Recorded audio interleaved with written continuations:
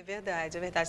São princípios de cada um. Até vou entrar um pouco nesse assunto, porque a Ana Carolina trabalha no colégio cristão.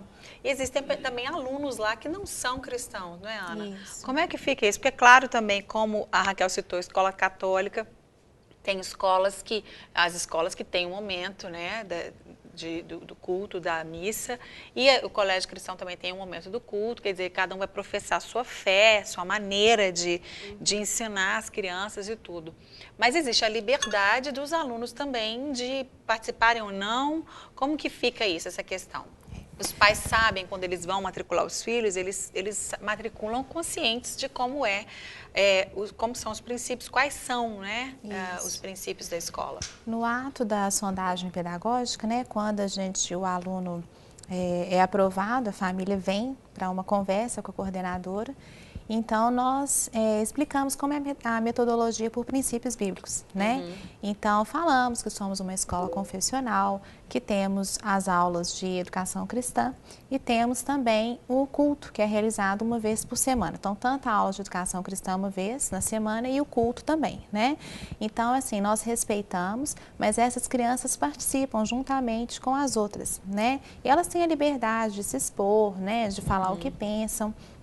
Lógico, a gente tem aqueles casos de alunos, né, que querem levar a palavra, né, não concordam muitas vezes, mas é um momento que a gente está trabalhando ali também, né, um momento de aprendizado, né, que eu tenho que respeitar o outro, então eu vou orar por ele, né, mas assim, nunca tivemos nenhum problema, né, temos sim alunos, né, que são de outras religiões, mas assim, tudo muito normal, tranquilo.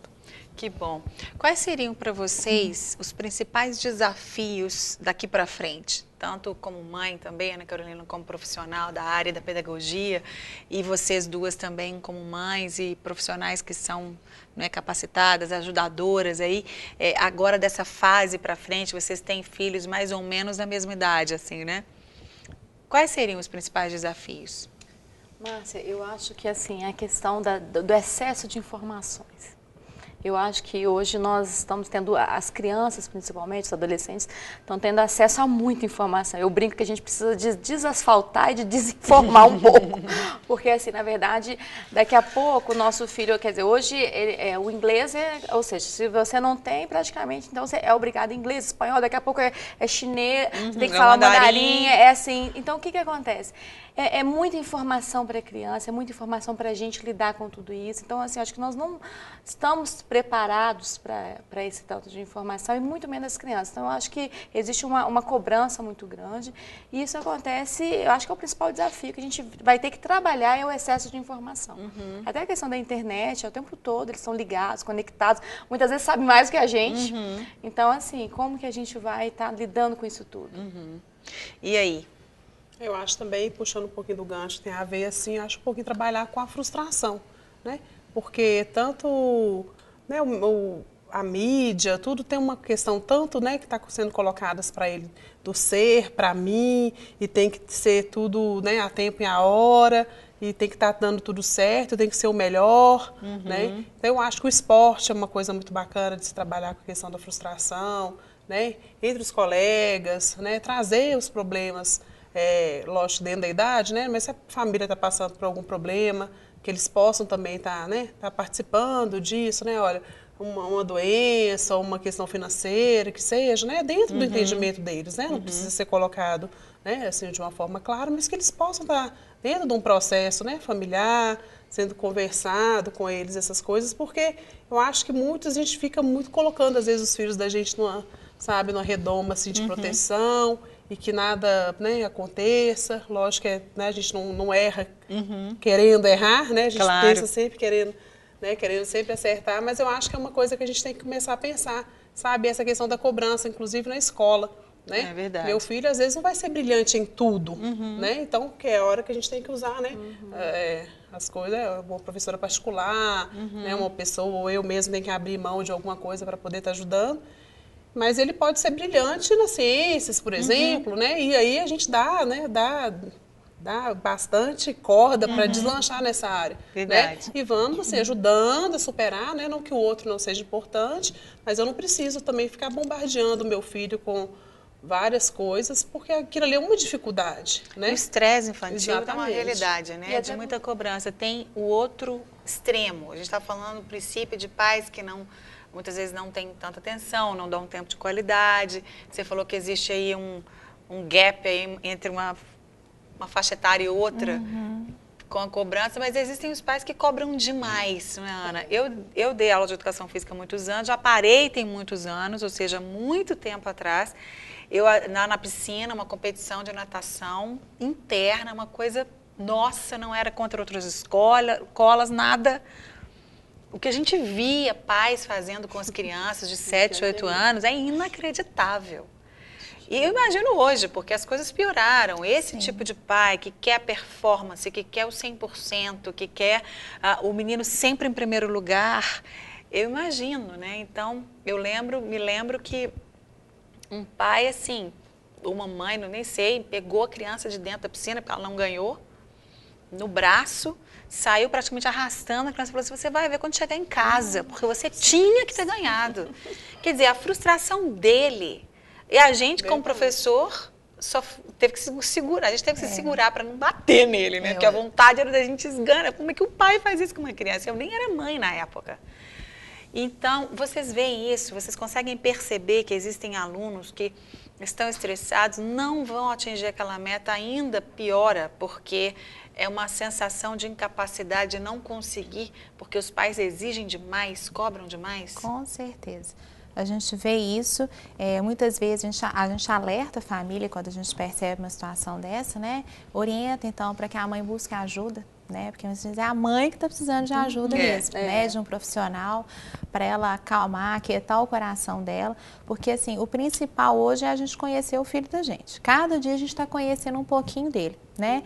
E se a gente tem 2 filhos, eu tenho 2 meninos, um completamente diferente do outro, né? O Pedro hoje está com 17 anos. Quando ele estava mais novo, ele tinha muita dificuldade de aprendizagem. E assim, eu nunca fui aquela mãe de ficar cobrando dele o 100%. Até quando ele foi diagnosticado com déficit de atenção. E eu nunca vou esquecer disso, que o médico, na época, eu contei para ele que o professor de história conhecia ele, né, por estar acompanhando. Numa prova, ele sempre tirava as notas na média. Então, a nota dele ficou bem abaixo. Aí o professor escreveu para ele, Pedro, o que aconteceu, né?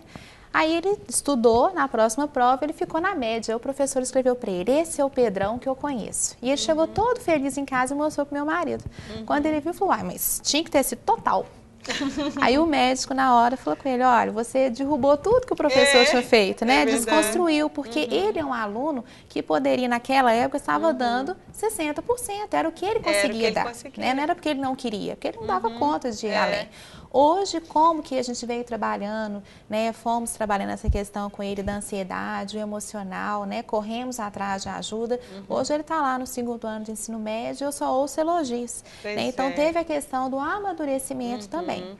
Verdade. Então a gente precisa de conhecer. Se a gente não está dando conta, a gente tem que buscar ajuda, né? Não é ficar. Então, assim, tem mães que cobram tanto dos filhos, né? O menino é capaz, mas ela fica tanto de cima que ele não consegue nem render, né? O que ela gostaria que rendesse. Com certeza. E a gente vê que acabam acontecendo outros problemas emocionais por causa disso. Essa frustração que a Joelma falou, se ela for provocada, porque a frustração vem porque você não alcançou aquilo que estabeleceram para você. Se a mídia está estabelecendo padrões de beleza, padrões de comportamento, eu como mãe e pai, desde que os meus filhos são pequenininhos, eu tenho que ensinar para eles o valor que eles têm, quem eles são. Isso. Não é? E pedagogicamente também, esses resultados, eu vi um programa uma vez, muito tempo, da Oprah, que estava tratando a obesidade na adolescência. Foi muito interessante, porque eles estavam pegando cada adolescente entre 13 e 18 anos, assim, que estava obeso,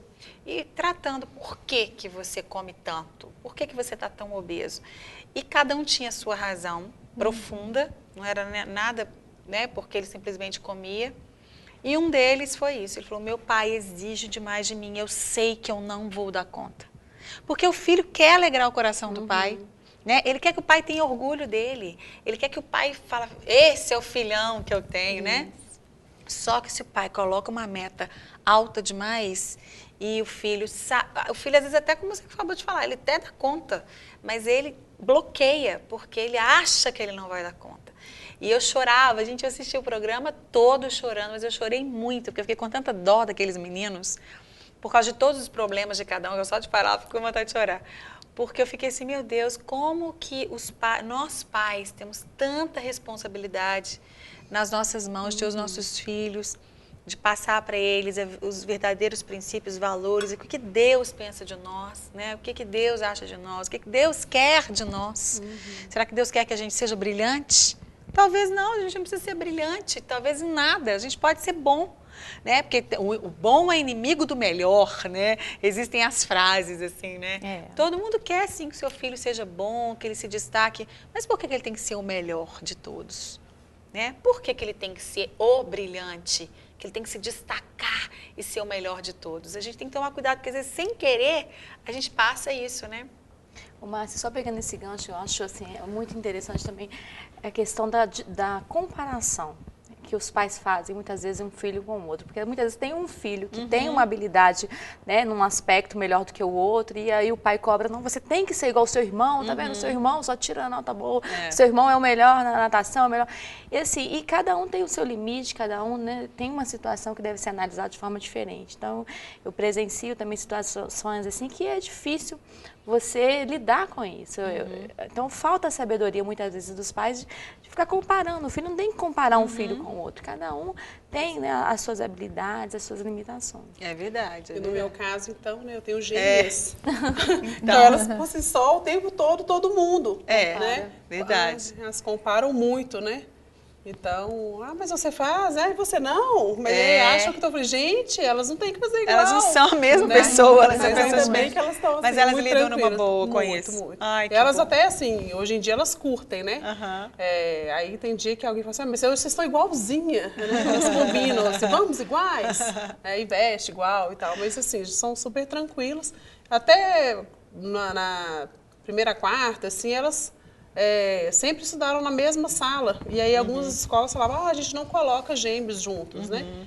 Mas vamos ver como é que vai ser, como é que vai... E elas sempre tiveram, cada uma, né, tinha assim, seu ciclo de amizade, muitas vezes juntas, mas assim, tinha umas, né, não era sempre a melhor amiga. Nunca atrapalhou, né? Foi tranquilo. Até hoje elas são da mesma sala. E elas são super amigas, as duas, né? São, grudadas. também, são sim. São.